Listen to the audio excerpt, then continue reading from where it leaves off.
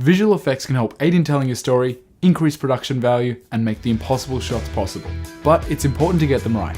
So today, let's take a look at some quick VFX tips when it comes to shooting a moving car scene. I'm Matt, and this is Q Time.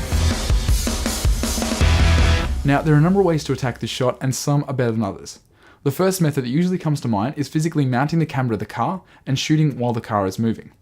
Now, that's probably not going to be the best idea in terms of safety and physically having your eyes on the road, and beyond that in terms of production, also continuity issues and difficulty with directing when you can't physically be near the car. The next idea involves practical visual effects and is often used on Hollywood productions, and that's the rear projection method.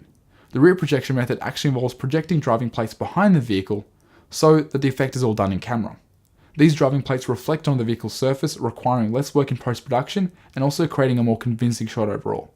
The downside is that it can be expensive, requiring large projectors, screens, and also a lighting controlled environment. The last method that we used on a previous short film, and the go-to method for indie filmmakers, is shooting on a green screen. This has its downsides, but it's the cheapest method by far, and can pull some convincing results if done correctly. With this method, you can focus on lighting the subject and the green screen separately. If you're shooting for daytime, you can either use more lighting in a dark environment, or shoot outdoors during the day like we did. However, here are some things to take into account. You'll be looking for an overcast day, where lighting is more evenly distributed and shadows aren't as harsh. This will minimize reflections and ensure the green screen is more evenly lit. For the day that we shot, it was actually cloudless and sunny, and as a result we waited until the middle of the day where the sun was directly overhead, and this meant the shadows from trees and other objects weren't affecting our green screen lighting. Green screen spill is another big issue.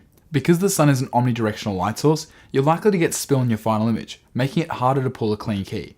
Despite having a cloth green screen, the sun just goes straight through it and projects a green tinge onto the side of the subject. One way to counteract this is by using a double stitch green screen where light cannot travel through it, or by pulling the green screen as far back from the car as possible. If the green screen then doesn't have enough coverage, possibly pulling the camera back and using a longer focal length to compress and enlarge the background. Using a decent camera is also important for any green screen shots. And when I say decent, I mean a camera with high bitrate and high bit depth recording, like 10-bit rather than 8-bit.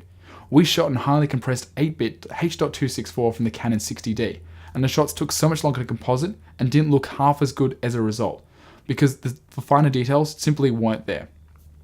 Also, making sure you don't overexpose your green screen either, like I may have done in one shot. Next, especially for cars, make sure you have a circular polarizer filter. A circular polarizer filter is extremely necessary because without one, the intense reflections coming off a car's windshield means that you simply won't be able to see through it and the reflections will appear static. Having a circular polarizer will then allow you to cut back on these reflections, see the actors and get a good shot. And we can always add those reflections back in later on in post. Lastly, adding in little practical details in order to help make the shot more convincing.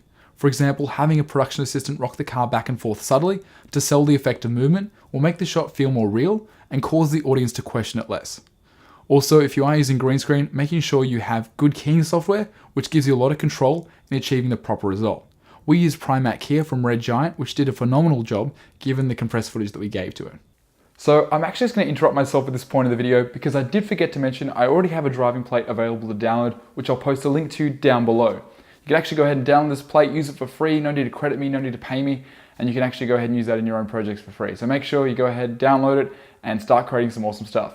But those are just some of my tips, given the experience that I've had. I've also seen some other good videos around the web with some different tips and different setups as well, and I'll place a link to them here, and also down below. And as always, we'll see you next time on Q Time.